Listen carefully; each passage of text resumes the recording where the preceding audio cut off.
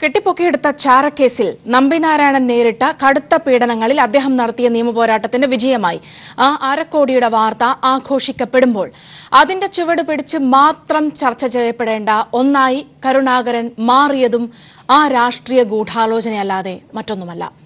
പാർട്ടിയിൽ നിന്ന് രാജിവെക്കുമ്പോൾ പോലും കരുണാകരൻ തുറന്നു പറയാതിരുന്ന ആ പേരുകൾ ഇന്ന് മകൾ 5 എന്ന അക്കത്തിലേക്ക് ഒതുക്കുമ്പോഴും അന്ന് ഉരുത്തിരിഞ്ഞു വന്ന ആ ഗൂഢാലോചന ഇന്നും ആരെയൊക്കെയോ ഭയപ്പെടുത്തുന്നു എന്നതുതന്നെ. നെഹ്റുവിലേക്ക് ആരോപണം ചുരുക്കാൻ മുരളിയെ പ്രേരിപ്പിക്കുന്നതും മറ്റൊന്നല്ലല്ലോ. ജുഡീഷ്യൽ കമ്മീഷനിലല്ല പൊതുസമൂഹത്തോടാണ് ആ പേരുകൾ പറയേണ്ടത് എന്ന് കോൺഗ്രസിലെ മുതിർന്ന നേതാവ് രാജ്മോഹൻ ഉണ്ണിത്താന്റെ ആവശ്യം ചില പടയൊരുക്കങ്ങളുടെ സൂചനയാണോ?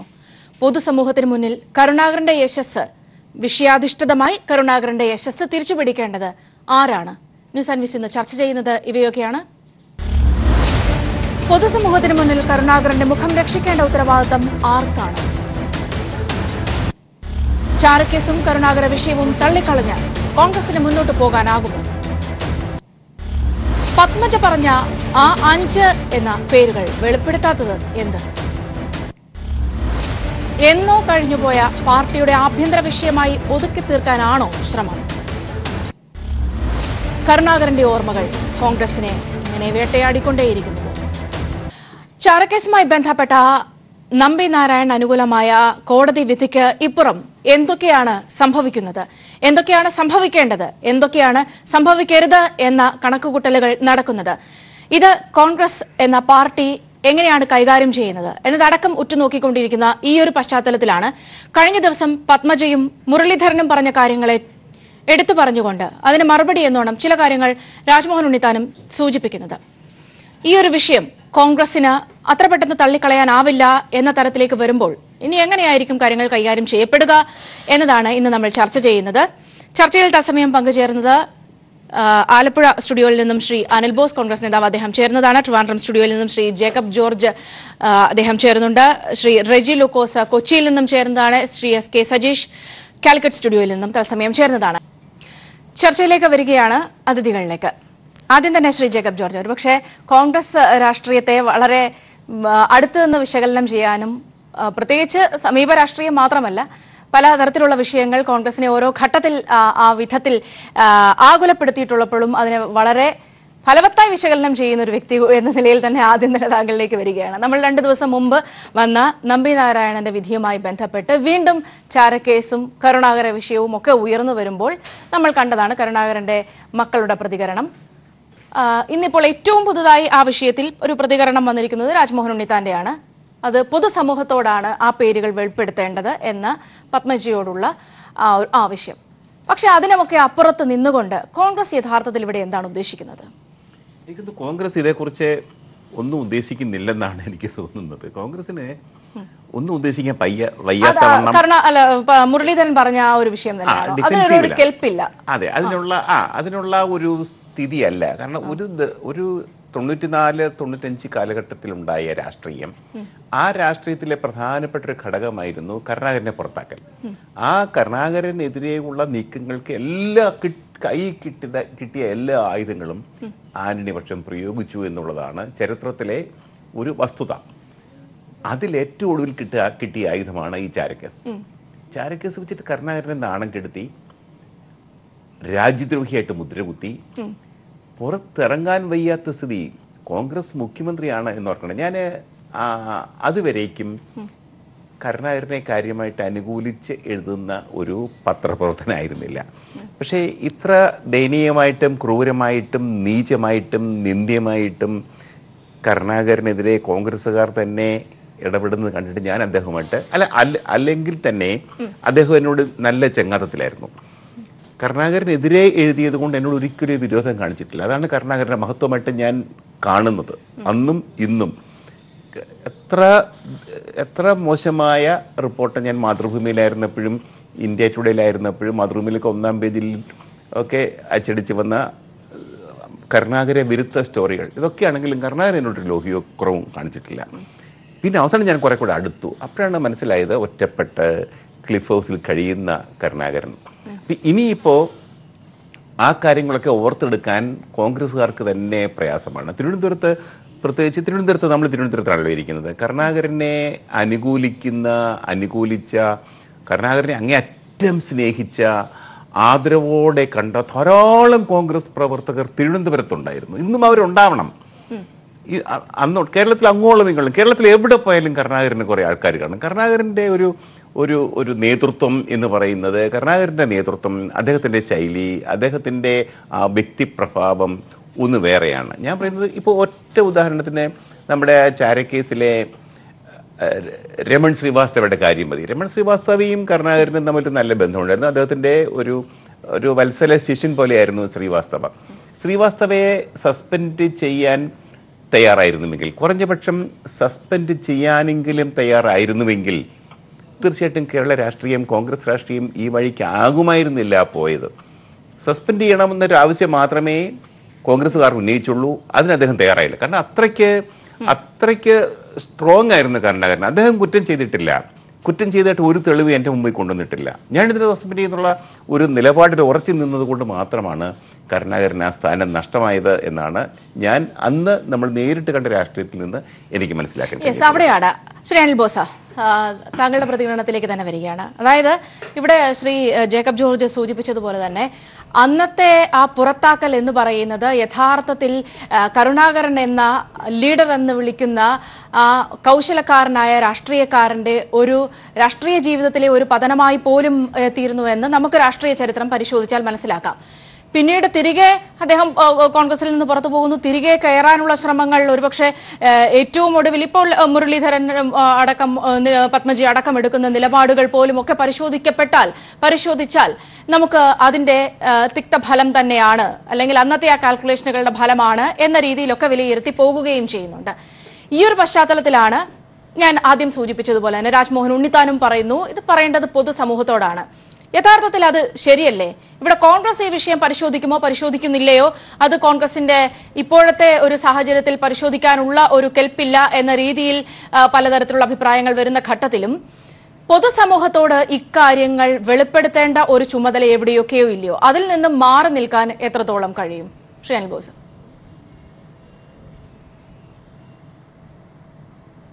അതായത് ചാരക്കേസുമായി ബന്ധപ്പെട്ട് കേരളമേറെ ഇഷ്ടപ്പെട്ടിരുന്ന ഇപ്പോഴും സ്നേഹിക്കുന്ന ശ്രീ കെ കരുണാകരനെ പോലെ കോൺഗ്രസിൽ തലയെടുപ്പുള്ള ഒരു നേതാവിനെതിരെ ഉണ്ടായിട്ടുള്ള ആരോപണം എല്ലാവരെയും സംബന്ധിച്ച് ഏറെ വിഷമമുണ്ടാക്കിയിട്ടുള്ള കാര്യമാണ്. ഇന്നും എത്രയോ നാളായി കരുണാകരൻ ഈ ലോകത്തോട് വിട പറഞ്ഞിട്ട്. പക്ഷേ കോൺഗ്രസ് പാർട്ടിയെ സംബന്ധിച്ചിടത്തോളം ഏറെ ചൈതന്യവത്തായി അവരാവേശത്തോടു കൂടി നോക്കിക്കാണുന്നൊരു നേതാവാണ്. അദ്ദേഹത്തെ പോലെ ഒരാൾക്കെതിരെ രാജ്യദ്രോഹ കുറ്റം എന്ന തരത്തിലേക്കൊരു പ്രചരണം ഉയർന്നു വരികയും അത്തരമൊരു വിവാദമുണ്ടാവുകയും അത് സ്വാഭാവികമായും കോൺഗ്രസ് പാർട്ടിയുടെ അടിത്തറ തകർത്തിട്ടുണ്ട്. കാരണം കോൺഗ്രസ് പാർട്ടിയെ സംബന്ധിച്ചിടത്തോളം ശ്രീ കെ കരുണാകരൻ കോൺഗ്രസിൻ്റെ ഏറ്റവും സെക്കുലറായ ഒരു നേതാവായിരുന്നു. അതോടൊപ്പം തന്നെ കൂട്ടിച്ചേർത്ത് പറയേണ്ട ഒരു പ്രധാനപ്പെട്ട കാര്യം, കോൺഗ്രസിൻ്റെ Hindu vote bank Shri K കരുണാകരൻ്റെ അധീനതയിലായിരുന്നു. അപ്പം കരുണാകരൻ്റെ പേരിൽ ആക്ഷേപം ഉയരുകയും ആ ആക്ഷേപം വലിയ വിവാദമായി അദ്ദേഹത്തിൻ്റെ രാജിയിൽ കലാശിക്കുകയും ചെയ്തതൊക്കെ അന്നത്തെ കോൺഗ്രസിൻ്റെ പ്രവർത്തനങ്ങളെ ബാധിച്ചിട്ടുണ്ട്. മുന്നോട്ടുള്ള കോൺഗ്രസിൻ്റെ പ്രയാണത്തിൽ അതിശക്തമായ തിരിച്ചടി കോൺഗ്രസ് നേതൃത്വത്തിനും പാർട്ടിക്കും ഉണ്ടായിട്ടുണ്ട് എന്നുള്ള കാര്യത്തിലൊന്നും എനിക്ക് അശേഷം തർക്കമുള്ള ഒരാളല്ല. എല്ലാ ആദരവോടും കൂടി ശ്രീ കെ കരുണാകരനെ അന്നും ഇന്നും എന്നും സ്നേഹിക്കുന്ന ഒരു കോൺഗ്രസ് പ്രവർത്തകനാണ് ഞാൻ. ഇപ്പോൾ നിങ്ങൾ ചോദിച്ച ചോദ്യത്തിലേക്ക് വന്നാൽ, ഇപ്പോഴുണ്ടായിട്ടുള്ള ശ്രീ നമ്പി നാരായണൻ എന്ന ഇന്ത്യയുടെ അഭിമാനമായ ഒരു ശാസ്ത്രജ്ഞൻ, അദ്ദേഹത്തിൻ്റെ കരിയർ കളഞ്ഞ, അദ്ദേഹത്തെ അവമാനിച്ച ഒരു സംഭവം അടിസ്ഥാനരഹിതമെന്ന് ഇന്ന് തെളിയിക്കപ്പെട്ടിരിക്കുന്ന ഒരു സാഹചര്യത്തിലാണ് വീണ്ടും ഇത് ചർച്ച ആകുന്നത്. ഈ ചർച്ചയാകുമ്പോൾ അതിൻ്റെ അകത്ത് കോൺഗ്രസിൻ്റെ ഉൾപാർട്ടി പ്രശ്നത്തിൻ്റെ പേരിൽ കൃത്യമായി ആരും പറയുന്നില്ല ആരാണെന്ന്. പക്ഷേ ദുസൂചനകൾ വെച്ചുകൊണ്ട് പല ആളുകൾക്കുമെതിരെ തിരിക്കാനുള്ള ഒരു പ്രചരണം ഇതിൻ്റെ അകത്ത് നടക്കുന്നുണ്ട്. ശ്രീ അനിൽ ബോസ്, അന്നത്തെ രാഷ്ട്രീയ സാഹചര്യം ആർക്കാണ് മുതൽക്കൂട്ടായത്, ആരെയൊക്കെയാണ് വളർത്തിയത് എന്ന് പരിശോധിച്ചാൽ തന്നെ മനസ്സിലാക്കാവുന്നതല്ലേ? അതിൽ നമുക്ക് ഇനിയൊരു കാൽക്കുലേഷൻ്റെ ഒന്നും ആവശ്യമില്ലല്ലോ. സൗമ്യ, കോൺഗ്രസ് പാർട്ടിയിൽ മാത്രമല്ല ഇന്ത്യയിലെ എല്ലാ രാഷ്ട്രീയ പാർട്ടികളിലും കാലാകാലങ്ങളിൽ ഇത്തരം ഉൾപാർട്ടി തർക്കങ്ങൾ ഉണ്ടാകാറുണ്ട്. ആ ഉൾപാർട്ടി തർക്കങ്ങളിലൂടെ ഉദയം ചെയ്തു വരുന്ന രാഷ്ട്രീയ സാഹചര്യങ്ങളിൽ പുതിയ പുതിയ നേതൃത്വം ഉടലെടുക്കുകയും അവരൊക്കെ മുൻനിരയിലേക്ക് വരികയും ചെയ്തിട്ടുണ്ട്. മാർക്സിസ്റ്റ് പാർട്ടിയിൽ കേരളത്തിലെടുത്ത ഗ്രൂപ്പില്ലേ, തർക്കങ്ങളില്ലേ, മത്സരങ്ങളിലെ, പരസ്പരം കലഹങ്ങളിലെ, BJP-യിലെ എല്ലാ രാഷ്ട്രീയ പാർട്ടിയിലുമുണ്ട്. അത് കോൺഗ്രസ് ഉണ്ടായ കാലം മുതൽ സ്വാതന്ത്ര്യത്തിന് മുമ്പും സ്വാതന്ത്ര്യത്തിന് ശേഷവും മറ്റേതു പാർട്ടിയേക്കാൾ കൂടുതൽ ഗ്രൂപ്പിനെ ഒരു ടേസ്റ്റായി കാണുന്ന വലിയൊരു വിഭാഗം ആളുകളുള്ള, അതിനെ ഇഷ്ടപ്പെടുന്ന, അതിനോട് താതാത്മ്യം പ്രാപിച്ച് പ്രവർത്തിക്കുന്ന ഒരു പാർട്ടിയാണ് കോൺഗ്രസ്. കോൺഗ്രസിൽ ഗ്രൂപ്പ് ഇല്ലാത്ത ആര് എന്നുള്ളതാണ് ചോദ്യം. ഞാൻ ഒരു ഗ്രൂപ്പിൻ്റെയും ഭാഗമായ ഒരാളല്ല, ഗ്രൂപ്പിൻ്റെയൊക്കെ ഭാഗമായി പ്രവർത്തിച്ചിട്ടുള്ള ആളാണ്. ഇപ്പോൾ ഞാൻ ഒരു ഗ്രൂപ്പിൻ്റെയും ഭാഗമല്ല, പാർട്ടിയുടെ ഭാഗം മാത്രമാണ്. പക്ഷെ നമ്മളെ സംബന്ധിച്ചിടത്തോളം, കോൺഗ്രസ് പാർട്ടിയെ സംബന്ധിച്ചിടത്തോളം എപ്പോഴും കാണാൻ കഴിയുന്ന ഏറ്റവും പ്രധാനപ്പെട്ട ഒരു കാര്യം, കോൺഗ്രസിൽ ഗ്രൂപ്പ് ഒരു നടപടിക്രമമായി മാറിയിരിക്കുകയാണ്. സ്ഥാനങ്ങൾ വീതിക്കുന്നത്, തീരുമാനങ്ങൾ എടുക്കുന്നത്, മന്ത്രിമാരെ തീരുമാനിക്കുന്നതിലൊക്കെ ചേരികളും ഉപചേരികളും ഒക്കെ ബന്ധപ്പെട്ടാണ്. അതൊക്കെ സംഘടനാപരമായ കാര്യങ്ങളാണ്. പക്ഷെ അതല്ല വിഷയം. ഞാൻ താങ്കളിലേക്ക് വരാം. ശ്രീ സജീഷ്, ഈ പറഞ്ഞതുപോലെ കാണാനാകുമോ? കാരണം ഇവിടെ നമുക്കറിയാം, ഈ പത്മജ പറയുന്ന 5 പേർ എന്ന് പറയുന്നത് ഈ പറഞ്ഞാൽ ഇനി ഇപ്പോൾ അതിനെക്കുറിച്ചുള്ള വിശകലനം നടത്തി കണ്ടുപിടിക്കേണ്ടവരല്ല. 5 പേരും നിലവിലും കോൺഗ്രസിൽ ശക്തരായി തന്നെ നിൽക്കുന്ന നേതാക്കളാണ്. പിന്നീട് 5 പേർ എന്ന പറഞ്ഞതിനപ്പുറത്തേക്ക് ഒരു കാര്യത്തെക്കുറിച്ചും പറയാനായി പത്മജ തയ്യാറായിട്ടുമില്ല. ഈ 5 പേർ മാത്രമല്ല, കരുണാകരനൊപ്പം വളരെ സ്ട്രോങ് ആയി നിൽക്കുമെന്ന് കാൽക്കുലേറ്റ് ചെയ്യപ്പെട്ടിരുന്ന എത്രയോ ആളുകളെയാണ് പിന്നീട് അദ്ദേഹത്തിനെതിരെ തന്നെ തിരിക്കാനായത്. അവിടെ നിന്നൊക്കെ തന്നെ വേണ്ടേ, ആ ഭാഗത്തു നിന്നൊക്കെ തന്നെ വേണ്ടേ പരിശോധിക്കപ്പെടേണ്ടത് ഈ ഗൂഢാലോചനയെ കുറിച്ച്? ശ്രീ സജേഷ്.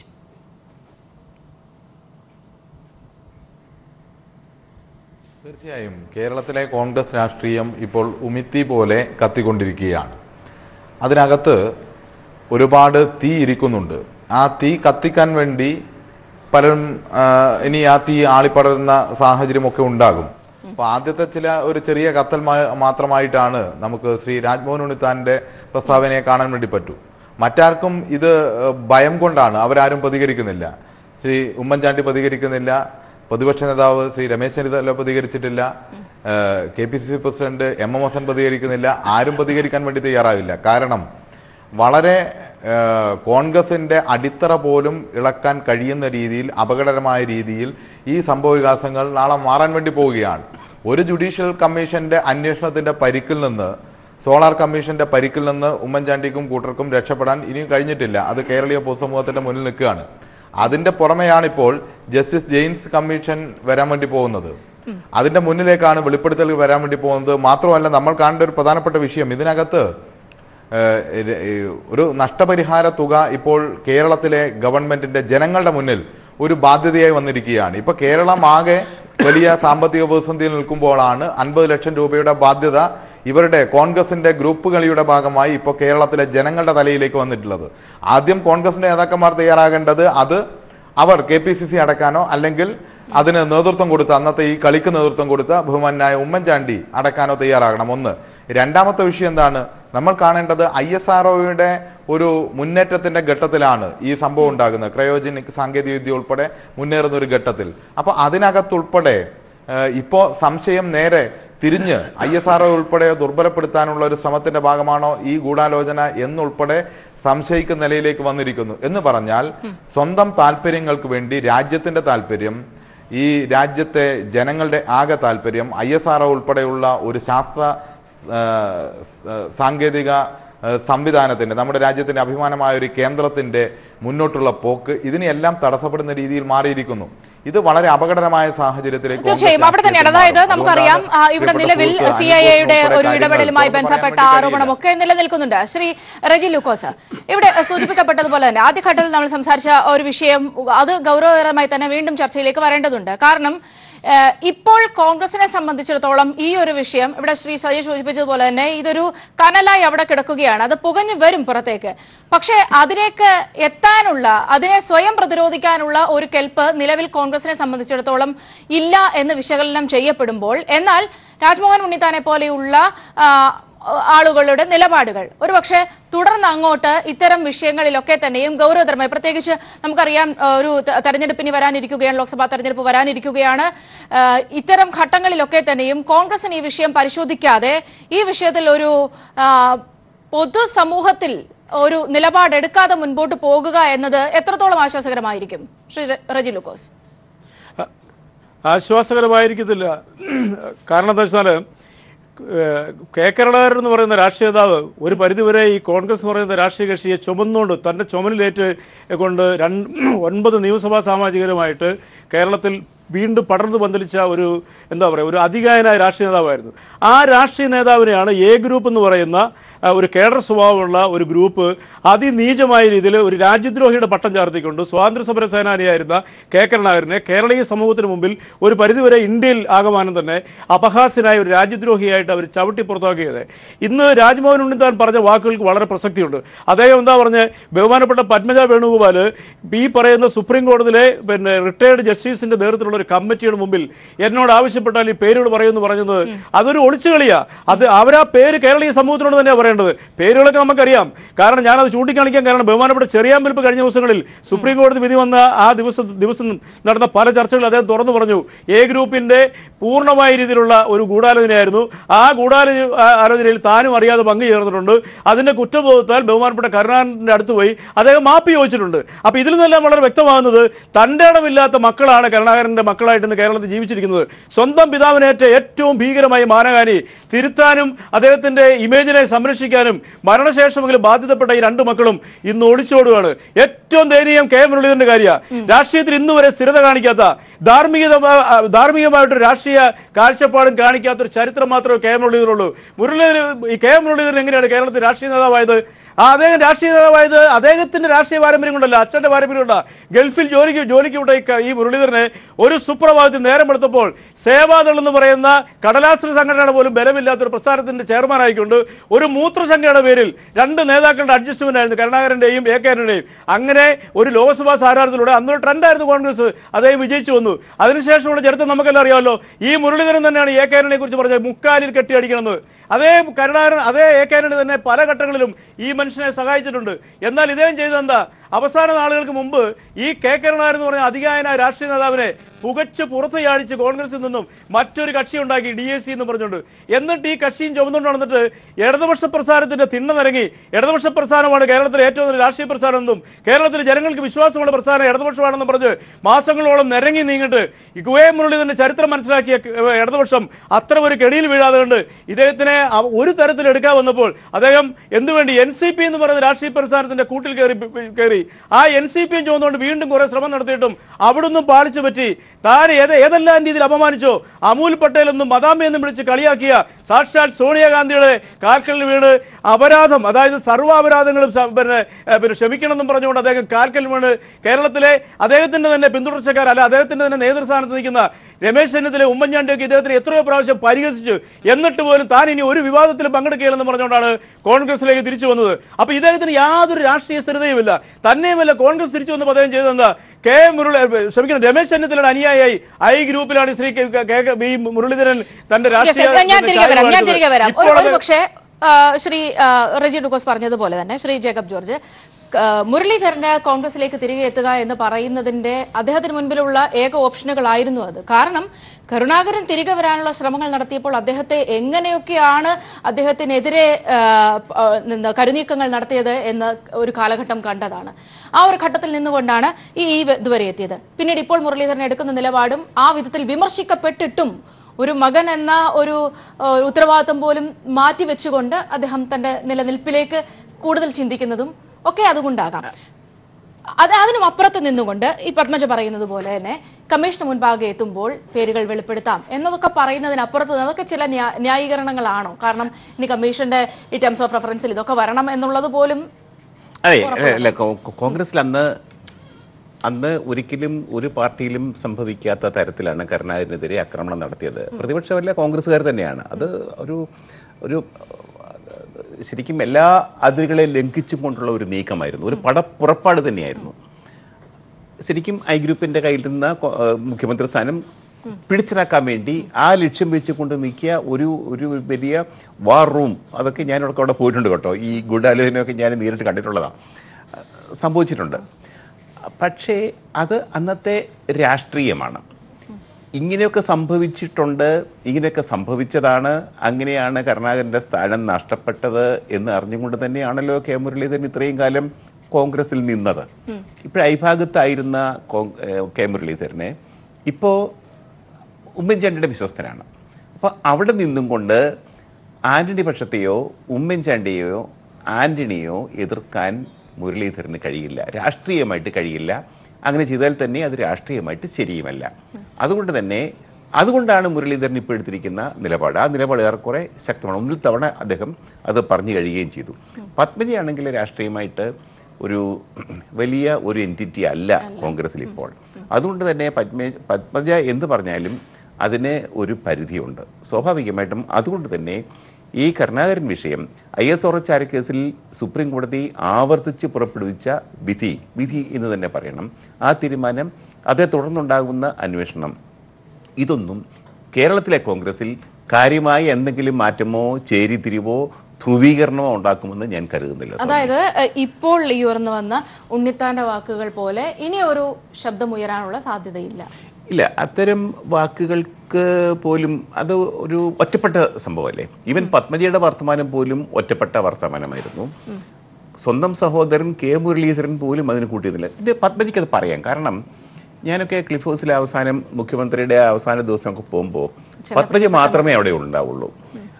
കെ കരുണാകരന് മകനോടുള്ളതിനേക്കാൾ കൂടുതൽ ബന്ധം പത്മജിയോടായിരുന്നു. പത്മജിയാണ് എപ്പോഴും ലീഡറോടൊപ്പം ഉണ്ടായിരുന്നത്. എപ്പോഴും ഏതവസരം രാത്രിയും പകലും എന്നെ കൂടെ താമസിച്ചു. സ്വാഭാവികമായിട്ടും പ്രത്യേകിച്ച് കരുണാകരൻ്റെ ഭാര്യ വിട്ടുപോയ സമയം. അതുകൊണ്ട് ആ ഒരു ബന്ധം വളരെ. പിന്നെ രാഷ്ട്രീയമായിട്ട് നോക്കുമ്പോഴും പത്മജ രാഷ്ട്രീയമായിട്ടും വളരെ മെച്ചപ്പെട്ട ഒരു ചിന്താശേഷിയുള്ള ആളായിരുന്നു. അവിടെ നടക്കുന്ന എല്ലാ ക്ലിഫ് ഹൗസ് കേന്ദ്രമാക്കി നടക്കുന്ന എല്ലാ രാഷ്ട്രീയ നേതാക്കളും, കോൺഗ്രസിനകത്ത് നടക്കുന്ന എല്ലാ നീക്കങ്ങളും, കേന്ദ്രവുമായിട്ടുള്ള ബന്ധങ്ങൾ, കേന്ദ്രം ഇടപെടുന്ന രീതികൾ, അതെല്ലാം പത്മജിക്ക് അറിയാമായിരുന്നു. പക്ഷേ മുരളീധരൻ വന്നപ്പോഴേക്ക് പത്മജ പുറകോട്ട് പിന്തള്ളപ്പെടുകയായിരുന്നു. പിന്നീട് പത്മജിക്ക് കോൺഗ്രസിനകത്ത് കാലില് ഉറയ്ക്കാൻ കഴിഞ്ഞില്ല. കെ മുരളീധരനാവട്ടെ MP എന്നതിൽ എന്തൊക്കെ പറഞ്ഞാലും മുരളീധരൻ ഒത്തിരി വീഴ്ചകൾ പറ്റിയിട്ടുണ്ട്. പക്ഷേ അന്നുണ്ടായിരുന്ന മുരളിയല്ല. വിദ്യാർത്ഥിയായിരുന്ന കാലത്തും ഒക്കെ എനിക്കറിയാം. ഞങ്ങളൊക്കെ ഈ പത്രക്കാരൊക്കെ ക്ലിഫ് ഹൗസിലാണല്ലോ. കോൺഗ്രസ് രാഷ്ട്രീയം അന്ന് മുഴുക്കുകയും കളിച്ചിരുന്ന ക്ലിഫ് ഹൗസിലാണ്. ഈ പ്രതിച്ഛായ നഷ്ടം, അതിനെക്കുറിച്ചുള്ള ചർച്ച, ഇതൊക്കെ എല്ലാ ദിവസവും പാതിരാത്രി വരെ ഞങ്ങളിങ്ങനെ ക്ലിഫ് ഹൗസിൻ്റെ വരാന്തയിലാണ് ഞങ്ങളുടെയൊക്കെ പത്രപ്രവർത്തനം. രാത്രിയിലെ ജോലിയെല്ലാം കഴിഞ്ഞാലും രാത്രി പിന്നീടാണ് ചർച്ചയൊക്കെ നടക്കുന്നത്. അപ്പോൾ ഞങ്ങളവിടെ പോയി നിൽക്കും. 1 മണിയൊക്കെ 2 മണിയൊക്കെ ആകുമ്പോഴത്തേക്ക് ഒന്നുമില്ല, നിങ്ങൾക്കെല്ലാം പോകാമെന്ന് പറഞ്ഞിട്ട് വരും. അപ്പോൾ അത് നമ്മുടെ ഒരു പതിവായിരുന്നു. നമുക്ക് അറിയാം മുരളിക്ക് അന്ന് രാഷ്ട്രീയമായിട്ട് വലിയ തിരിച്ചറിവുണ്ടായിരുന്നില്ല ആ കാലഘട്ടത്തിൽ. പത്മജ അങ്ങനെ ആയിരുന്നില്ല. പക്ഷേ പിൽക്കാലത്ത് ഇന്ന് കെ മുരളീധരൻ കേരളത്തിലെ പൊതു രാഷ്ട്രീയ രംഗം നോക്കുകയാണെങ്കിൽ എണ്ണപ്പെട്ട തലയെടുപ്പുള്ള പക്വതയുള്ള ഒരു നേതാവാണ്.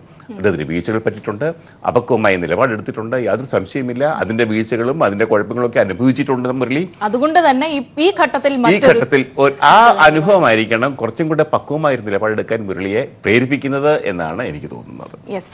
ശ്രീ അനിൽ ബോസ്, ഏതായാലും പലതരത്തിലുള്ള വിശകലനങ്ങൾ താങ്കൾ ശ്രദ്ധിച്ചിട്ടുണ്ടാകാം. പക്ഷേ ഇവിടെയും ഇപ്പോഴും മനസ്സിലാക്കേണ്ട ഒരു വിഷയം, പത്മജ പലതും പറയുന്നില്ല, ആവർത്തിച്ച് ചോദിക്കുന്നുണ്ട്, പത്മജയോട് ആവർത്തിച്ച് ചോദിക്കുന്നുണ്ട്, പലരുടെയും പേരുകൾ എടുത്ത് ചോദിക്കുന്നുണ്ട്, ഉമ്മൻചാണ്ടിയുടെ വിഷയമൊക്കെ ചോദിച്ചിട്ടുണ്ട്. അപ്പോഴും പത്മജ പറയുന്നില്ല. പക്ഷെ അതിനും അപ്പുറത്ത് നിന്ന് ചില കാര്യങ്ങൾ പറയുന്നുണ്ട്. താൻ അതിനും അപ്പുറത്ത് നിന്ന് ഇതൊക്കെ ചില തിരിച്ചടികളായി തന്നെ തിരികെ എത്തും എന്ന് താൻ കരുതുന്നുണ്ട് എന്ന തരത്തിൽ. ഒരുപക്ഷെ അവിടെ നിന്നുകൊണ്ട്, അതായത് ഇപ്പോൾ ഈ കോൺഗ്രസിനെ സംബന്ധിച്ചിടത്തോളം ഈ ഒരു വിഷയം, കാരണം നമ്പി നാരായണന്റെ വിഷയം വന്നു, അപ്പോൾ ഇത് ചർച്ച ചെയ്യപ്പെട്ടു. ഇനിയൊരു അന്വേഷണത്തിലേക്ക് പോകുമ്പോൾ കമ്മീഷന്റെ മുമ്പാകെ ഈ വിഷയങ്ങളൊന്നും എത്താനുള്ളൊരു സാധ്യത തുലവും തുച്ഛമാണ്. കാരണം കേരളത്തിലെ വിഷയങ്ങളിലേക്ക് വരണം, അതിലെ രാഷ്ട്രീയ വിഷയങ്ങളിലേക്ക് വരണം, കരുണാകരനിലേക്ക് വരണം, അതിന്റെ ഗൂഢാലോചനകളിലേക്ക് വരണം. അതിനൊക്കെ എത്രത്തോളം പറഞ്ഞാലും പത്മജയെ വിളിക്കുകയും വേണം. എത്രത്തോളം സാധ്യതകൾ ഉണ്ട് എന്നതൊക്കെ തന്നെയും ഇതിനോടകം തന്നെ നമ്മൾ ആശങ്കയോട് തന്നെ ചിന്തിക്കേണ്ടതാണ്. പക്ഷെ അതിനും അപ്പുറത്ത് നിന്നുകൊണ്ട് ഇപ്പോൾ തൽക്കാലത്തേക്ക് മാറ്റി നിർത്തപ്പെട്ടാലും ഇവിടെ ശ്രീ സജീഷ് സൂചിപ്പിച്ചതുപോലെ ഇതൊരു കനലായി അവിടെ കിടക്കുകയില്ലേ? എപ്പോഴെങ്കിലും ഇത് ഒരു വലിയ തീയായി മാറുകയില്ലേ? ശ്രീ അനിൽ ബോസ്,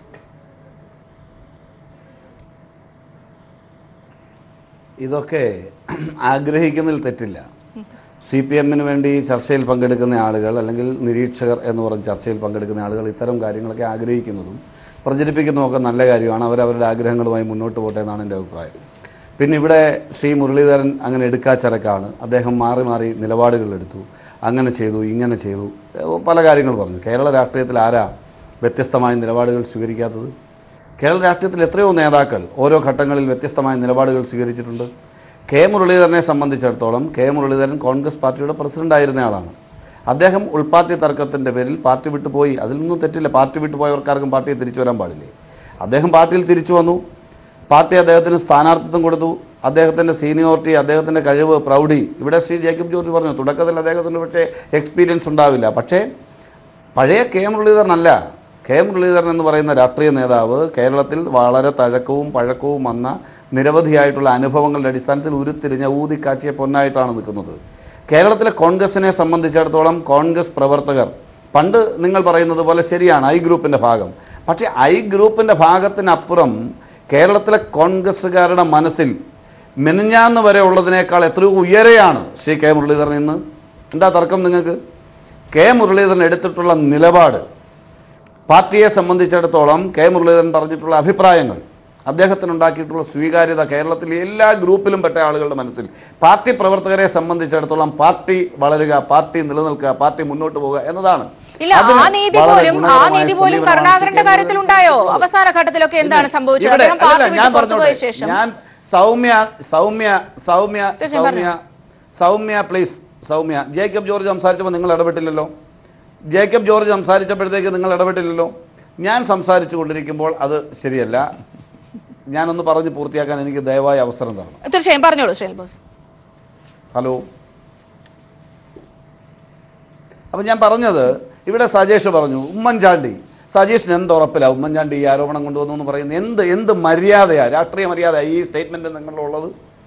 എന്ത് വളരെ വിരോധാഭാസമാണ്. കോൺഗ്രസ് പാർട്ടിയിൽ ഗ്രൂപ്പ് തർക്കങ്ങൾ സ്വാഭാവികമാണ്. സ്വാതന്ത്ര്യത്തിന് മുമ്പും സ്വാതന്ത്ര്യത്തിന് ശേഷവും ഞാൻ പറഞ്ഞല്ലോ, കോൺഗ്രസിൽ ഗ്രൂപ്പുണ്ട്, ഇന്നും ഗ്രൂപ്പുണ്ട്, ഗ്രൂപ്പിനകത്ത് ഗ്രൂപ്പുകളുണ്ട്. അതൊക്കെ പച്ചയായ യാഥാർത്ഥ്യങ്ങളാണ്. അതൊക്കെ ഞങ്ങൾ പരസ്യമായി ഞങ്ങളുടെ പാർട്ടിയുടെ പല തീരുമാനങ്ങളും എടുക്കുന്ന പോലും അതിനെയൊക്കെ ഡിപ്പെൻഡ് ചെയ്താൽ അതിലൊന്നും തർക്കമില്ല. ഉമ്മൻചാണ്ടി ഇന്ന് കാണുന്ന നേതാവായിരുന്നില്ല. ശ്രീ സജീഷ് മനസ്സിലാക്കണം. ഉമ്മൻചാണ്ടിക്ക് 19 മന്ത്രിമാരിൽ ഒരാൾ മാത്രമായിരുന്നു ഉമ്മൻചാണ്ടി.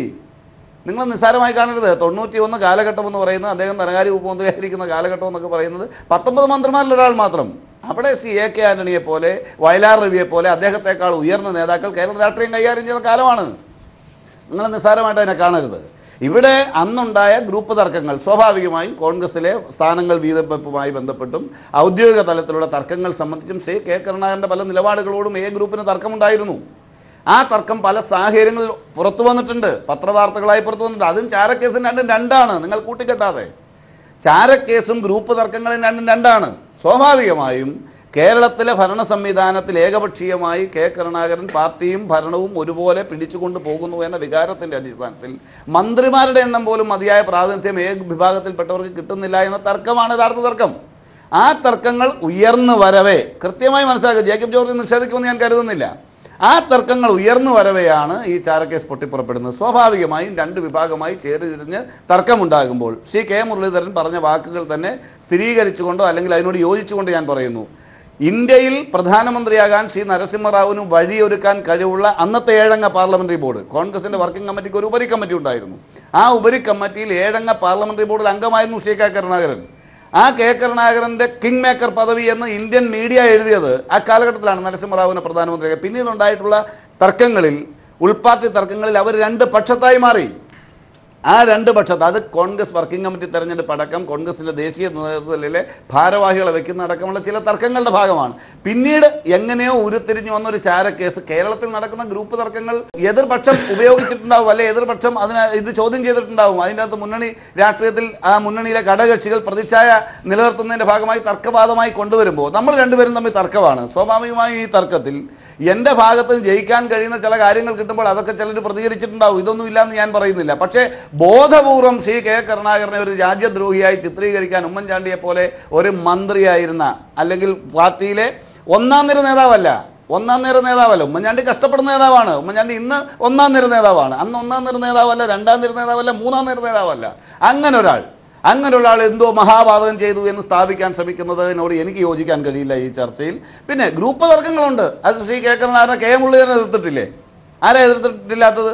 പിന്നെ ഇപ്പോൾ രാജ്മോഹൻ ഉണ്ണിത്താൻ കോൺഗ്രസ് പാർട്ടിയുടെ വക്താവ് എന്നുള്ള നിലയിൽ പാർട്ടിക്ക് വേണ്ടി സംസാരിക്കുകയും പാർട്ടിക്ക് വേണ്ടി പണിയെടുക്കുകയും ചെയ്തിട്ടുള്ള ആളാണ്. അതിലൊന്നും എനിക്ക് തർക്കമില്ല. എനിക്ക് വളരെ ബഹുമാനമുള്ള എൻ്റെ ജ്യേഷ്ഠ സുഹൃത്തിനെ പോലെ കാണുന്ന ആളാണ് ശ്രീ രാജ്മോഹൻ ഉണ്ണിത്താൻ. പക്ഷേ ഒരു പാർട്ടിയിൽ നിൽക്കുമ്പോൾ ഒരു പാർട്ടിക്ക് പാർട്ടിയുടേതായ ചട്ടക്കൂടുകളുണ്ട്. ആ ചട്ടക്കൂടുകൾ എന്തൊക്കെ ഇല്ലെന്ന് പറഞ്ഞാലും ഒരു ചട്ടക്കൂടുണ്ട്. ആ ചട്ടക്കൂട് സംവിധാനത്തിൽ നിന്നുകൊണ്ട് ഒരു പാർട്ടിയെ പാർലമെന്റ് തെരഞ്ഞെടുപ്പിലേക്ക് നയിക്കുമ്പോൾ 2019 എന്ന് പറയുന്ന വലിയൊരു ലക്ഷ്യം മുന്നിൽ നിർത്തിക്കൊണ്ട് കോൺഗ്രസ് പാർട്ടി ദേശീയ സംസ്ഥാന തലങ്ങളിൽ ശക്തമാക്കി കൊണ്ടുപോകുമ്പോൾ ആ എരുതിയിൽ എണ്ണ ഒഴിക്കുന്ന സ്റ്റേറ്റ്മെന്റുകൾ നടത്തുന്നത് പാർട്ടിക്ക് ഗുണകരമല്ല.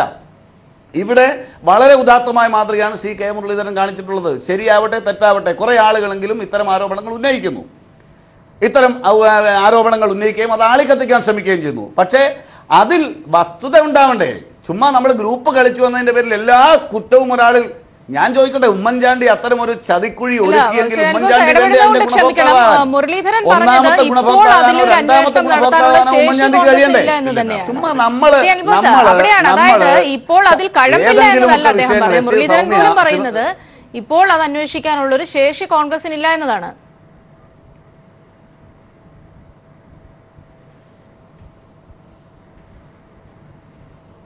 എന്നോടാണോ?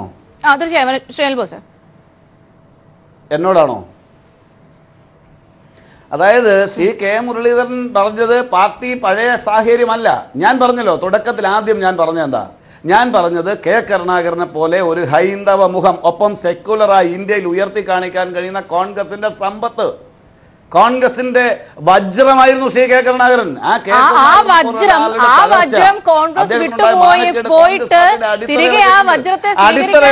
ഞാൻ പറയട്ടെ, വസ്തുത ഉണ്ടോ ഇല്ലയോ എന്നുള്ള അതൊന്നും അല്ല ഞാൻ പറഞ്ഞോട്ടെ അങ്ങനെ വജ്രമായ ശ്രീ കെ കരുണാകരനെ അപകീർത്തിപ്പെടുത്തുന്ന തരത്തിൽ അത്തരമൊരു ആരോപണം ഉണ്ടാകുമ്പോൾ ആ ആരോപണം കോൺഗ്രസിലെ ഒരു കേരളത്തിലെ ഗ്രൂപ്പ് സമവാക്യങ്ങളുടെ ഭാഗമായി സൃഷ്ടിച്ചതാണെന്നും അത് ഉമ്മൻചാണ്ടിയാണെന്നും അല്ലെങ്കിൽ അതുപോലുള്ളവരാണെന്നും സ്ഥാപിക്കാൻ ശ്രമിക്കുന്നതോട് എനിക്ക് യോജിക്കാൻ കഴിയില്ല. ഗ്രൂപ്പ് തർക്കം വേറെയാണ്.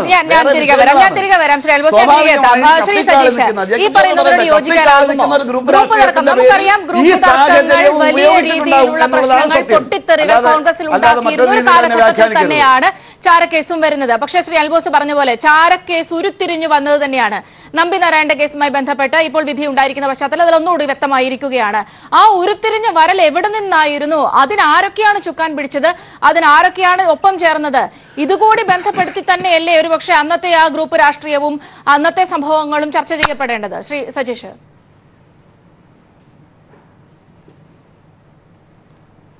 അല്ല, ശ്രീ ജേക്കബ് ജോർജ് സാർ ഇവിടെ ഉണ്ട്, അതുകൊണ്ട് സാറിന് നന്നായി ഓർമ്മയുണ്ടാകും.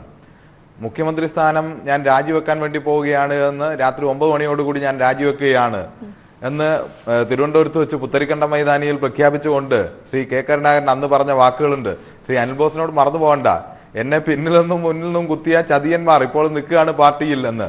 ആ ചതിയന്മാരുടെ പേര് വെളിപ്പെടുത്താതിരുന്നാൽ അത് അച്ഛനോട് ചെയ്യുന്ന പാതകമായിരിക്കും എന്നാണ് ഇന്ന് ശ്രീമതി പത്മജ വേണുഗോപാൽ പറഞ്ഞിട്ടുള്ളത്.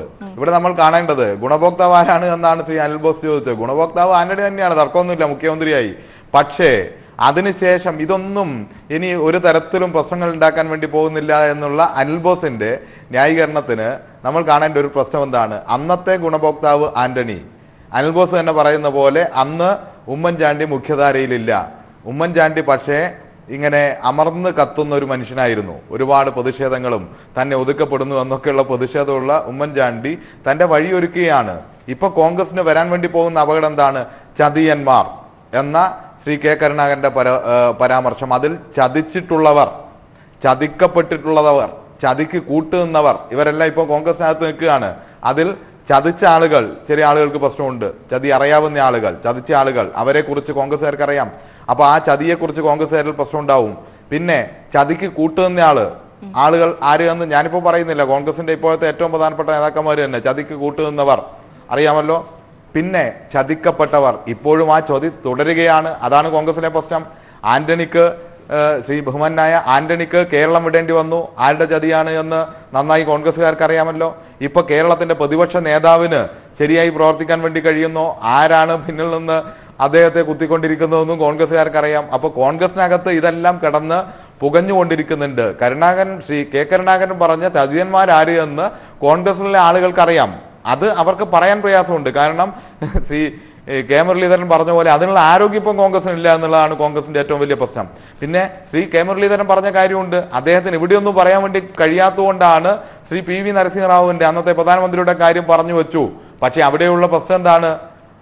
ഇത് കോൺഗ്രസിന്റെ ആഭ്യന്തര പ്രശ്നമൊന്നുമല്ല, ചാരക്കേസ് വേറൊരു പ്രശ്നമാണെന്ന് പറഞ്ഞപ്പോൾ പ്രധാനമന്ത്രിയായിരുന്ന നരസിംഹറാവുവിന്റെ തിരുവനന്തപുരത്തേക്കുള്ള മിന്നൽ പര്യടനം, ഒരു ദിവസത്തെ യാത്ര, എന്നിട്ട് ഉദ്യോഗസ്ഥന്മാരുമായി നടത്തിയ ചർച്ച, എന്നിട്ട് തിരിച്ചു പോകൽ, ഈ വിഷയത്തിൽ തന്നെ ആരോപണവിധേയനായ സ്വന്തം മകനെ ഒഴിവാക്കൽ എന്നൊക്കെ പറഞ്ഞുള്ള കാര്യവും ഇതിന്റെ കൂടെ നിൽക്കുന്നുണ്ട്. മകന്റെ കൂടെ ഉണ്ടായിരുന്ന മറ്റൊരാളെ, ബാംഗ്ലൂർ കമ്പനിയിൽപ്പെട്ട ഒരാളെ അറസ്റ്റ് ചെയ്ത്, അതൊക്കെയായി ബന്ധപ്പെട്ട കാര്യങ്ങൾ വേറെ നിൽക്കുന്നുണ്ട്. അപ്പോൾ ഒരു പക്ഷേ ഈ ശ്രീ കെ മുരളീധരൻ തനിക്ക് പറയാൻ വേണ്ടി കഴിയില്ലെങ്കിലും പക്ഷേ ഇതിലേക്കെല്ലാം എത്താനുള്ള ഒരു വടി എറിഞ്ഞു കൊടുക്കുകയാണ് ശ്രീ PV നരസിംഹറാവുവിനെ, മുൻ പ്രധാനമന്ത്രിയെ ഇതിലേക്ക് ഇട്ടുകൊടുത്തത്. ആ വഴിക്ക് എവിടെ പോകണം? ജുഡീഷ്യൽ അന്വേഷണത്തിന്റെ പരിധി ആ വഴിക്കെല്ലാം പോയി വരുമ്പോൾ അടിക്കുന്ന സുനാമിയിൽ തൻ്റെ ശരിയായ ശത്രുക്കളെല്ലാം അടിച്ചു വീഴ്ത്താം.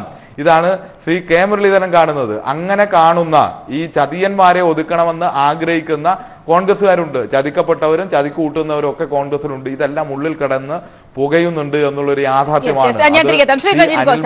കോൺഗ്രസ് ഗ്രൂപ്പ് വഴക്കിന്റെ ഒരു ഉപോൽപ്പന്നമായിരുന്നു കരുണാകരന്റെ അന്നത്തെ സ്ഥാനഭ്രംശം അടക്കമുള്ള കാര്യങ്ങൾ. പക്ഷേ അങ്ങനെ ഇവിടെ ശ്രീ അനിൽ ബോസ് സൂചിപ്പിച്ചതുപോലെ ഗ്രൂപ്പ് വഴക്കിനിടയിൽ വീണ് കിട്ടിയ ഒരു ചാൻസ് മാത്രമായി ചാരക്കേസിനെ മാറ്റി നിർത്താനാവില്ല. കാരണം പിന്നീട് കരുണാകരനോട് എന്താണ് ആ പാർട്ടി ചെയ്തത്, എന്താണ് ഇപ്പോൾ ആരോപണ വിധേയരായി നിൽക്കുന്ന ഈ 5 പേർ ഉൾപ്പെടെയുള്ളവർ, 5 പേരിൽ ഒതുങ്ങുന്നതല്ല വിഷയം, ഉൾപ്പെടെയുള്ളവർ ചെയ്തത് എന്ന് പിന്നീട് സംഭവിച്ചിട്ടുള്ള കാര്യങ്ങൾ അത്രയും പരിശോധിച്ചാൽ തന്നെ അത് വ്യക്തമാകുന്നതല്ലേ ശ്രീ റജി ലൂക്കോസ്? അല്ല, തീർച്ചയായിട്ടും ഇവിടെ അനിൽ ബോസ് ഇവിടെ ഇരുന്നുകൊണ്ട് ഒരു ന്യായീകരണ പ്രസംഗം തന്നെ നടത്തി. സത്യം പറയുകയാണെങ്കിൽ അനിൽ ബോസ് മനസ്സിലാക്കണം, പി ജേക്കബ് സാറിനെ പോലെയുള്ള മാധ്യമപ്രവർത്തകർ ഈ ചർച്ചയിൽ പങ്കെടുക്കുന്നുണ്ട്. അദ്ദേഹത്തിൻ്റെയൊക്കെ റിപ്പോർട്ടുകൾ ഇന്ത്യ ടുഡേയിലും മാതൃഭൂമിയിലൊക്കെ ഞാനൊക്കെ സാഹൂതം വായിച്ചിട്ടുള്ള. അദ്ദേഹം മനസ്സിലാക്കണം. ഞാൻ വേറൊരു കഥ, ഒരു ചരിത്രത്തോട് പറഞ്ഞിട്ട് അത് അതിലേക്ക് കിടക്കുക. അതായത് കെ മുരളീധരൻ ചെയ്ത വേറൊരു കാര്യമുണ്ട്. കെ മുരളീധരൻ 2ാം വട്ടം മുഖ്യമന്ത്രിയായി ഉമ്മൻചാണ്ടി അധികാരമേറ്റപ്പോൾ അദ്ദേഹമാണല്ലോ തീരുമാനമെടുത്ത് ഈ കേസ് ഹൈക്കോടതിയിൽ നിന്ന് പിൻവലിക്കാനായിട്ട്. അന്ന് കെ മുരളീധരൻ ഒരു കത്ത് കൊടുത്തു, ഒരു പരാതി കത്ത്. എന്താ പറയുക, ഇതിൽ ഗൂഢാലോചന ഉണ്ടെന്നും ഇതിനകത്ത് ഇന്ന ആൾക്കാർ ഇതിനകത്ത് പങ്കാളികളാണെന്നും അതുകൊണ്ട് ഈ കേസ് പിൻവലിക്കാൻ പാടില്ല എന്ന് പറഞ്ഞ് കെ മുരളീധരൻ കത്ത് കൊടുത്തിട്ടുണ്ട് ഉമ്മൻചാണ്ടിക്ക്. ആ മുരളീധരൻ ഇപ്പോൾ പറയുന്നത് നരസിംഹറാവുവിന്റെ മാത്രം തലയിൽ ഉദിച്ച ഒരു ഗൂഢാലോചനയാണെന്നും കേരളത്തിലെ ആർക്കും ഇതിനകത്ത് പങ്കില്ലെന്നൊക്കെ പറഞ്ഞാൽ അത് ബഹുമാനപ്പെട്ട ജേക്കബ് സാർ നിഷേധിക്കുന്നത് എനിക്ക് തോന്നുന്നില്ല.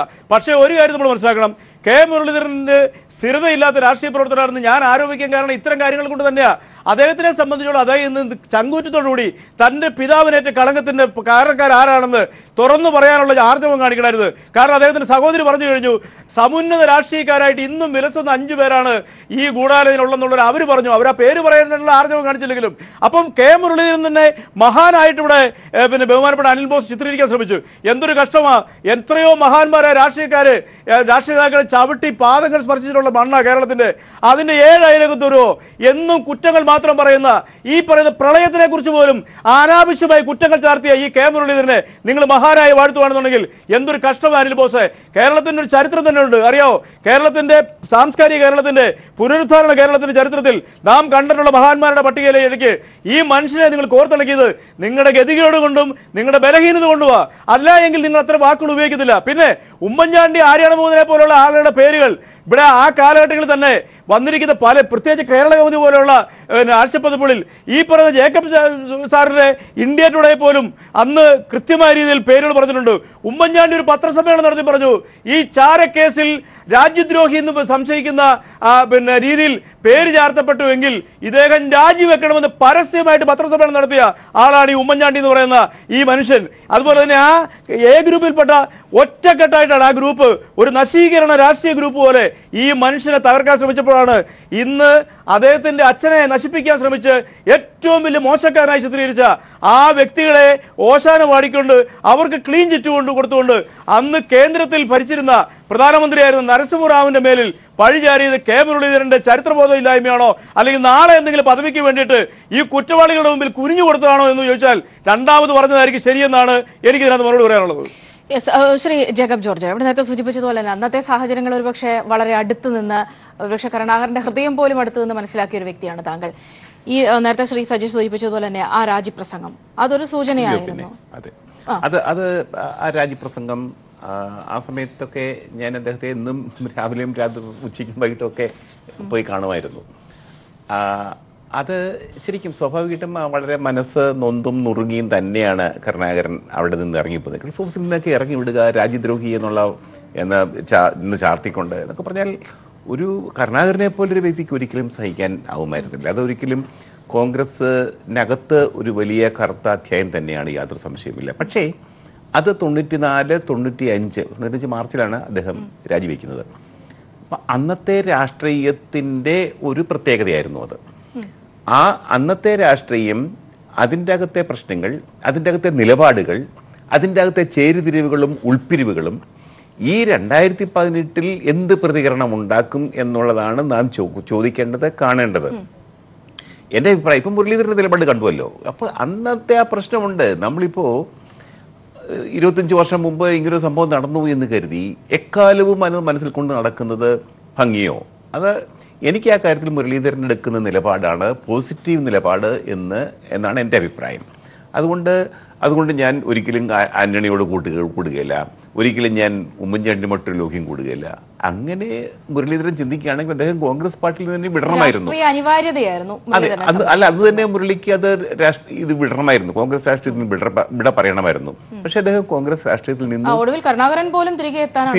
തിരികെ എത്താനാണ് ശ്രമിച്ചത്. തന്നെ വേട്ടയാടിയവരും തന്നെ ഹിംസിച്ചവരുമാണ് അവിടെ നിൽക്കുന്നത്. പക്ഷെ അത് കണക്ക് കൂട്ടിക്കൊണ്ട് തന്നെയാണോ ആ രാജ്യപ്രസംഗത്തിൽ പോലും പേരുകൾ എടുത്തു പറയാതിരുന്നത്? പേരുകൾ എടുത്തു പറയാതിരുന്നത് സ്വാഭാവികമായിട്ടും. അത് ഒരു പരസ്യ പ്രസംഗത്തിന് അദ്ദേഹം തയ്യാറായില്ല. ഇപ്പം പത്മജ പറഞ്ഞത് 5 പേരിലേക്ക് ഒതുക്കിയത് എന്താണെന്നുള്ളത് മനസ്സിലാക്കാൻ വയ്യാത്ത കാര്യം. 5 പേരൊന്നും അല്ലല്ലോ, നമുക്കറിയാം എത്രയോ പേരുണ്ട്. ആന്റണി മുതൽ ഇങ്ങോട്ട് VM സുധീരൻ, ഉമ്മൻചാണ്ടി എന്നിങ്ങോട്ട് എടുത്തു കഴിഞ്ഞാൽ പിന്നെ അനിൽ ബോസ് പറഞ്ഞൊരു കാര്യം, ഉമ്മൻചാണ്ടി അത്ര വലിയ ഉന്നതനായ നേതാവല്ല എന്ന് പറഞ്ഞതിനോട് എനിക്ക് വിയോജിപ്പുണ്ട്. കാരണം ഉമ്മൻചാണ്ടി അന്ന് ആന്റണി പക്ഷത്തെ രണ്ടാമനാണെങ്കിലും രണ്ടാമൻ മാത്രമാണെങ്കിൽ പോലും ആന്റണിയെ ആന്റണിയാക്കിയതും ആന്റണി പക്ഷത്തെ കൊണ്ടു നടന്നതും ആന്റണി പക്ഷത്തെ ഒരു ഏകശിലാരൂപമുള്ള നേരത്തെ അൽബോസ് തന്നെയാണ് പറഞ്ഞത് കേഡർ പാർട്ടിയാണ് സ്വഭാവമുള്ള ഒരു ഗ്രൂപ്പാണെന്ന് ആക്കിയതുമൊക്കെ ഉമ്മൻചാണ്ടിയാണ്. നോക്കിക്കേ, ആ കരുണാകരനെ നമുക്കറിയാമല്ലോ, കരുണാകരൻ്റെ കൗശലക്കാരിൽ അതിശക്തമായിട്ട് 9 പേരുള്ള നിയമസഭാ അംഗത്തിൽ അതിൽ നിന്ന് ഒരു മുഖ്യമന്ത്രി സ്ഥാനം വരെ എത്തിയ ആൾ. അദ്ദേഹത്തിന് ഒരു വലിയ പ്രൊഫൈൽ തന്നെയുണ്ട്. ആ കരുണാകരനെ വെല്ലുവിളിച്ച ആളാണ് ഉമ്മൻചാണ്ടി. ആന്റണി പോലുമല്ല. ആന്റണിയെ ആ കസേരയിൽ ഇരുത്തും മുമ്പ് ഘടകകക്ഷികൾക്ക് അൽബോസിനൊന്നും അറിയത്തില്ലായിരിക്കും ഉമ്മൻചാണ്ടി തന്നെയായിരുന്നു അടുത്ത മുഖ്യമന്ത്രി സ്ഥാനാർത്ഥി. അത് ആന്റണി വെട്ടിയതാണെന്ന് ഞാൻ പറയുന്നില്ല, പക്ഷേ നല്ല രാഷ്ട്രീയം കളിച്ച് ആന്റണിയാണ് മുഖ്യമന്ത്രി ആയത് എന്ന് മാത്രമേ ഉള്ളൂ. അതാണ് അന്നത്തെ രാഷ്ട്രീയം. ഞാൻ കണ്ട രാഷ്ട്രീയം അതാണ്. ഞാൻ മാത്രമല്ല, പലരും എന്നോട് പറഞ്ഞിട്ടുള്ളതാണ്, ഞാൻ മനസ്സിലാക്കിയതുമാണ്. എന്തുകൊണ്ടും കാരണം എല്ലാ ഫലം പിന്നീട് കാണുകയും ചെയ്തു. അതാണ് സൗമ്യ. കോൺഗ്രസ് രാഷ്ട്രീയത്തെ നമ്മൾ അങ്ങനെ വെറുതെ അങ്ങനെയല്ല അനലൈസ് ചെയ്യേണ്ടത്. കുറച്ച് അതിനകത്ത് ഒത്തിരി അന്തർനാടകങ്ങൾ നടക്കുന്നുണ്ട്. അതിൻ്റെ ഭാഗമായിട്ട് അന്ന് എല്ലാ നീക്കങ്ങൾക്കും ചുക്കാൻ പിടിച്ച ഉമ്മൻചാണ്ടി തന്നെ ആവട്ടെ അടുത്ത മുഖ്യമന്ത്രി എന്ന ഘടകകക്ഷി നേതാക്കന്മാർ പി.കെ. കുഞ്ഞാലിക്കുട്ടി തുടങ്ങിയ എല്ലാവരും, പി.കെ. നാരായണപ്പണിക്കർ രാഷ്ട്രീയമില്ലെങ്കിൽ പോലും NSSും CMPയും ഒഴികെ എല്ലാ കക്ഷികളും ഉമ്മൻചാണ്ടിയുടെ കയ്യിലാണ്. ആന്റണിയുടെ കയ്യിലല്ല അൽബോസ്, ആന്റണിയുടെ കയ്യിലല്ല, ഉമ്മൻചാണ്ടിയുടെ കയ്യിലായിരുന്നു. ഉമ്മൻചാണ്ടിയുടെ എല്ലാവരും സ്വരുക്കൂട്ടി ഉമ്മൻചാണ്ടിയാണ്. അതേപോലെ നിയമസഭാ പാർട്ടിക്കകത്ത് ഒരു ഐ ഗ്രൂപ്പിൽ നിന്ന് 6-7 പേരെ ഇങ്ങോട്ട് വശത്താക്കി. അതും ഉമ്മൻചാണ്ടിയുടെ ബുദ്ധിയാണ് കളിച്ചത്. അപ്പോൾ ഹൈക്കമാൻഡ് നോക്കുമ്പോഴത്തേക്ക് നിയമസഭാ കക്ഷിയിൽ കരുണാകരന് ഭൂരിപക്ഷം നഷ്ടപ്പെട്ടിരിക്കുന്നു, ഘടകകക്ഷികളുടെ കൂട്ടത്തിൽ പിന്തുണ കുറഞ്ഞിരിക്കുന്നു. സ്വാഭാവികമായിട്ടും അനിവാര്യമായ അന്ത്യമാണ് കരുണാകരന് ഉണ്ടായത്. പക്ഷേ അതിൻ്റെ പിന്നാമ്പുറ കളികൾ വളരെ മോശമായിപ്പോയി, നീചമായിപ്പോയി എന്ന സത്യം അവശേഷിക്കുകയും ചെയ്യുന്നു. ശ്രീ അനിൽ ബോസ്, താങ്കളുടെ മറുപടിയിലേക്ക്. അതായത് ശ്രീ ജേക്കബ് ജോർജ് മുതിർന്ന മാധ്യമ പ്രവർത്തകനാണ് എന്നുള്ള കാര്യത്തിൽ എനിക്ക് തർക്കമില്ലല്ലോ. അദ്ദേഹം ഉമ്മൻചാണ്ടിയോടും ശ്രീ കെ കരുണാകരനോടും അതിനുപരിയായിട്ടുള്ള നേതാക്കളോടും ഭരണപ്രതിപക്ഷ വ്യത്യാസമില്ലാതെ ഇടപെടുന്ന ആളാണെന്നുള്ള കാര്യത്തിലൊന്നും എനിക്ക് തർക്കമൊന്നുമില്ല. നമ്മൾ ചുമ്മാ അങ്ങ് ഒരാളെ ഡീമോറലൈസ് ചെയ്യരുത്. ഞാൻ പറഞ്ഞതും അദ്ദേഹം പറഞ്ഞതിലുമുള്ള വ്യത്യാസം, ഉമ്മൻചാണ്ടിയുടെ അന്നത്തെ രാഷ്ട്രീയ കാലാവസ്ഥയിൽ ഉമ്മൻചാണ്ടി കെ കരുണാകരൻ്റെ നേർയുദ്ധത്തിൽ നിൽക്കുന്ന ഒരാളല്ല. അന്നത്തെ 19 മന്ത്രിമാരിൽ ഒരാൾ മാത്രമായിരുന്നു. ഇതെല്ലാം ചെയ്തത് ഉമ്മൻചാണ്ടിയാണ്, ബാക്കിയുള്ളവരെല്ലാം മണ്ടന്മാരാണ് എന്ന് പറഞ്ഞ് ഇതിൻ്റെ എല്ലാം രാജ്യദ്രോഹ കേസ്. അതാണ് ഞാൻ പറഞ്ഞ പോയിന്റ്. ഗ്രൂപ്പ് യുദ്ധത്തിൽ എ ഗ്രൂപ്പിൻ്റെ ഭാഗമായി നിൽക്കുന്നവർ ഒരു ടീമായിട്ട് നിൽക്കുന്നു. ഐ ഗ്രൂപ്പ് അതുപോലെ തന്നെയാണ്, ടീമായിട്ട് നിന്നിട്ടുണ്ട്. അന്നും നിൽക്കുന്നു, ഇന്നും നിൽക്കുന്നുണ്ട്. ആളുകളൊക്കെ മാറിയിട്ടുണ്ടെന്നേ ഉള്ളൂ. പഴയ ബലം കുറഞ്ഞിട്ടുണ്ടോ കൂടിയിട്ടുണ്ടോ എന്നുള്ളതേ തർക്കമുള്ളൂ. ഗ്രൂപ്പ് അന്നുമുണ്ട്, ഇന്നുമുണ്ട്, പല വകഭേദങ്ങളുമുണ്ട്. അതിലൊന്നും എനിക്ക് തർക്കമില്ല. എൻ്റെ ഭാഗം കോൺഗ്രസിൻ്റെ ഉൾപാർട്ടി തർക്കത്തിൽ, സ്ഥാനത്തർക്കത്തിൽ, അധികാര തർക്കത്തിലുള്ള ഗ്രൂപ്പ് പ്രവർത്തനത്തിൽ AK ആൻ്റണിയോ AK ആൻ്റണിക്ക് വേണ്ടിയെന്ന് ജേക്കബ് ജോർജ് എന്ന് പറഞ്ഞ വാദഗതി ഞാൻ അംഗീകരിച്ചാൽ തന്നെ ആ ഗ്രൂപ്പിന് വേണ്ടി സജീവമായി പണിയെടുക്കുന്ന ശ്രീ ഉമ്മൻചാണ്ടിയോ അല്ലെങ്കിൽ ആ ഗ്രൂപ്പിലുള്ള മറ്റു നേതാക്കന്മാരോ, ഞാൻ ഓരോരുത്തരുടെയും പേര് പറഞ്ഞു പോകുന്നില്ല. അപ്പം അത്തരം ആളുകൾ ഗ്രൂപ്പ് യുദ്ധത്തിൽ, പാർട്ടിക്കകത്ത് സ്ഥാനങ്ങൾ വീതിക്കുന്നതിൽ, അധികാര തർക്കങ്ങളിൽ, മന്ത്രിസ്ഥാനം വീതിക്കുന്നതിൽ തർക്കമുണ്ട്.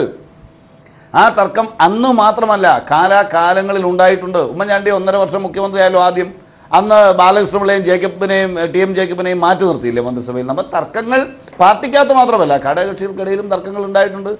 അപ്പോൾ ഇതൊക്കെ കോൺഗ്രസിൽ മാത്രമല്ലല്ലോ, എല്ലാ മുന്നണികളിലും പാർട്ടികളിലും നടക്കുന്ന കാര്യങ്ങളാണ്. പക്ഷെ നിങ്ങൾ ആരോപിച്ച് വെക്കാൻ ശ്രമിക്കുന്നത് ആ ഗ്രൂപ്പ് മത്സരങ്ങൾക്കിടയിൽ ബോധപൂർവം ഉമ്മൻചാണ്ടി അദ്ദേഹത്തിന് മുഖ്യമന്ത്രിയാകാൻ വേണ്ടി കരുണാകരനെതിരെ രാജ്യദ്രോഹ കുറ്റം ചുമത്തി എന്ന് പറയാൻ ശ്രമിക്കുന്നതിനോടാണ് ഞാൻ വിയോജിക്കുന്നത്. അത് ശരിയല്ല എന്ന് തന്നെയാണ് അന്നത്തെയും ഇന്നത്തെയും എന്റെ ഉറച്ച നിലപാട്. ജേക്കബ് ജോർജിന്റെ പ്രായമോ അനുഭവ സമ്പത്തോ എനിക്കില്ല. ഞാനൊന്ന് പറഞ്ഞോട്ടെ, അല്ല ഞാൻ പറഞ്ഞു, ജേക്കബ് ജോർജിന്റെ അനുഭവ സമ്പത്തോ പാരമ്പര്യമോ എനിക്കില്ല, ഞാൻ അംഗീകരിക്കുന്നു.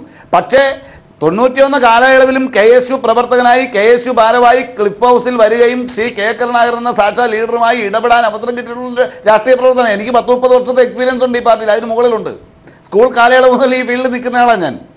അപ്പം അന്ന് തൊട്ട് അടുത്തും അകന്നും ഇവരോടൊപ്പമുള്ളവരോടും അന്നും ഇപ്പോഴും ഇവരോട് ലൈവായി ഇടപെടുന്ന ഒരു പൊതുപ്രവർത്തകനാണ് ഞാൻ കോൺഗ്രസ് രാഷ്ട്രീയത്തിൽ. അപ്പം അതുകൊണ്ട് എനിക്കറിയാം, ആ അറിയാവുന്ന അനുഭവ സമ്പത്തിൽ നിന്നാണ് ഞാൻ പറയുന്നത്. അത് രാജ്യദ്രോഹ കുറ്റം ചുമത്തിയത് അല്ലെങ്കിൽ അത് സൃഷ്ടിച്ചത് ഉമ്മൻചാണ്ടിയാണ് അല്ലെങ്കിൽ കോൺഗ്രസിലെ ഏതെങ്കിലും ഒരു വിഭാഗമാണ് എന്ന് പറയുന്നതിനോട് ഞാൻ യോജിക്കത്തില്ല, ഒരു ഘട്ടത്തിൽ യോജിക്കത്തില്ല.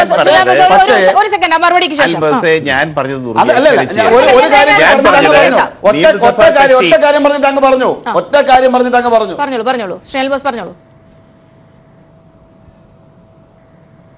അൽബോസ് പറയണോ ഞാൻ പറയണോ? ഞാൻ പറഞ്ഞത് ഒറ്റ കാര്യമേ ഉള്ളൂ. കോൺഗ്രസ് ഗ്രൂപ്പ്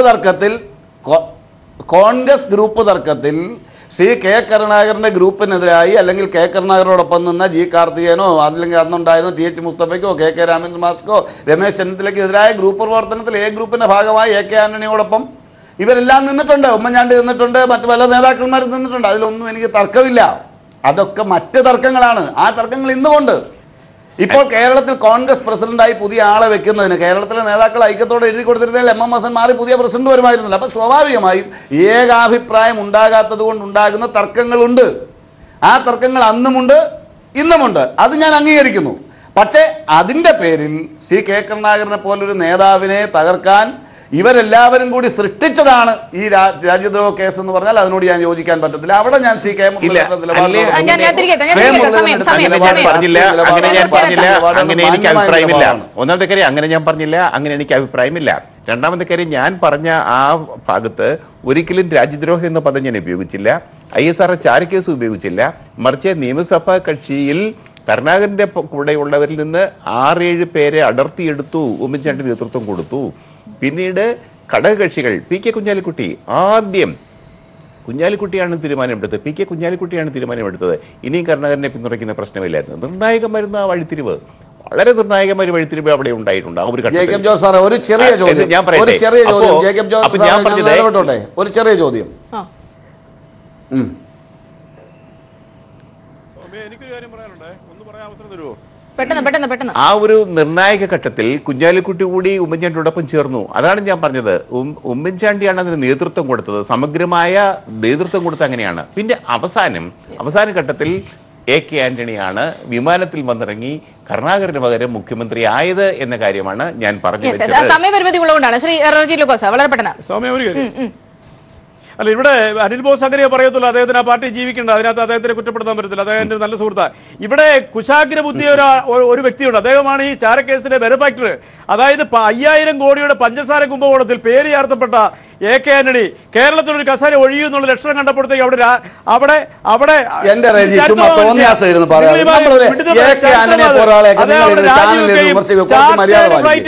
ചുമ്മാ നിങ്ങൾ ഇന്ത്യൻ രാഷ്ട്രീയത്തിൽ അത്യപൂർവ്വം ഇന്ത്യയിലെ പ്രതിപക്ഷ കക്ഷി പോലും ആദരിക്കുന്ന ശ്രീ AK ആന്റണിയൊക്കെ ചുമ്മാ നിങ്ങൾ നാലാംകിട വർത്തമാനം പറഞ്ഞ് ആക്ഷേപിക്കാൻ ശ്രമിക്കരുത്.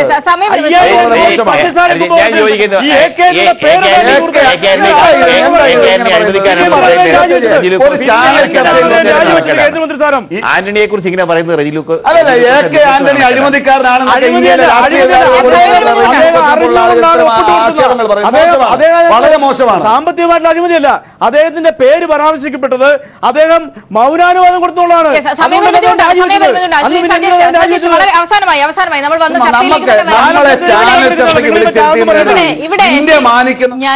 ഞാൻ എത്താം. ശ്രീ സജേഷ്, ഇവിടെ ശ്രീ അൽബോസും ഒടുവിലായി സൂചിപ്പിക്കുകയുണ്ടായി. നമുക്ക് ഇവിടെ നമ്പിനാരായണന്റെ വിധിയുമായി ബന്ധപ്പെട്ട കാര്യങ്ങൾ വരുമ്പോൾ ഇവിടെ ചാരക്കേസ് ഉരുത്തിരിഞ്ഞു വന്നതാണ് എന്നുകൂടി വ്യക്തമാവുകയാണ്. അവിടെ ഇതിന്റെ ഗുണഭോക്താക്കൾ ആരൊക്കെയായിരുന്നു എന്ന് മനസ്സിലാക്കി കൂടി പരിശോധിച്ച് വേണ്ട കാര്യങ്ങൾ മുൻപോട്ട് കൊണ്ടുപോകാൻ എന്ന് പറയുന്നിടത്താണ് ചാരക്കേസുമായി ബന്ധപ്പെട്ട കാര്യങ്ങൾ എങ്ങനെ ഉയർന്നുവെന്ന് എന്ന് നമ്മൾ പരിശോധിക്കേണ്ടത്. അവിടെ കോൺഗ്രസിലെ വിഷയങ്ങൾ കൂടി പരിശോധിക്കാതെ പോകാനാകുമോ എന്നതായിരുന്നു ചോദ്യം. നേരത്തെ ശ്രീ അനിൽ ബോസ് അതിനെതിരെ ഒരു കാര്യം കൂടി പറയുകയുണ്ടായി. ആ ഒരു പശ്ചാത്തലത്തിൽ കൂടി സജീഷ് വളരെ പെട്ടെന്ന്. അതായത് ഇപ്പോൾ ശ്രീ അനിൽ ബോസിന്റെ വർത്തമാനം കേട്ടാൽ തോന്നുക മാനത്ത് എവിടുന്നോ പൊട്ടി വീണ ഒരു കേസാണ് ചാരക്കേസ് എന്നാണ്. ചാരക്കേസുമായി ബന്ധപ്പെട്ട ഈ പ്രശ്നങ്ങളെല്ലാം തന്നെയാണ് കോടതി പരിശോധിക്കുന്ന സാഹചര്യം ഉണ്ടായത്. അതിൽ കോൺഗ്രസിന്റെ ഗ്രൂപ്പുകൾക്ക് പങ്കുണ്ട് എന്ന കാര്യത്തിൽ തർക്കമില്ല. പിന്നെ കേരളത്തിലെ സാധാരണ മലയാളികളുടെ പ്രശ്നമല്ല. അനിൽ ബോസ് സമ്മതിച്ച പോലെ നിങ്ങൾക്ക് ഗ്രൂപ്പുണ്ട്, അടിയുണ്ട്, പ്രശ്നമുണ്ട്, ഒക്കെ ഉണ്ട്, ശരി. പക്ഷേ 50 ലക്ഷം രൂപ കൊടുക്കേണ്ടത് കേരളത്തിലെ സാധാരണ മലയാളിയുടെ നികുതി പണത്തിൽ നിന്നാണ്. അതിനാണ് കോൺഗ്രസ് മറുപടി പറയേണ്ടത്. ഇനി വരാൻ വേണ്ടി പോകുന്ന ഞാൻ പറയട്ടെ, ശ്രീ അനിൽ ബോസ് നിങ്ങൾ അതവിടെ വെക്കൂ, ഞാൻ പറയട്ടെ, ശ്രീ അനിൽ ബോസ് നിങ്ങൾ അവിടെ വെക്ക്.